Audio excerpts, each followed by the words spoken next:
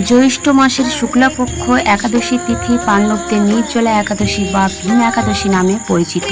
এটি হিন্দু ধর্মের 24টি একাদশীর মধ্যে সবচেয়ে কঠোর ও পবিত্র ব্রত। এই ব্রত পালন করলে সারা বছর সব একাদশীর পূর্ণফল লাভ হয় বলে বিশ্বাস করা হয়। মহাভারতের কথা অনুসারে 5 পাণ্ডবদের মধ্যে দ্বিতীয় ভাই ভীমসেন ছিলেন প্রবল শক্তিশালী এবং তার প্রবল ক্ষুধা ছিল, আর বাকি পাণ্ডবরাও দ্রৌপদী প্রতি মাসে একাদশীর উপবাস পালন করলেও ভীমসেনের পক্ষে উপবাস করা সম্ভব ছিল না। এই সমস্যার সমাধানের জন্য পিতামহ মহর্ষি ব্যাসদেবের শরণাপন্ন হন।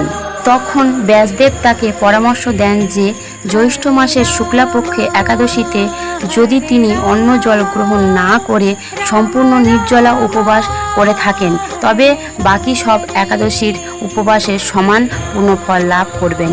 ব্যাসদেবের এই নির্দেশ মেনে ভীমসেন উপবাস পালন করেন এবং তখন থেকে এই তিথি পাণ্ডব নির্জলা একাদশী নামে পরিচিত।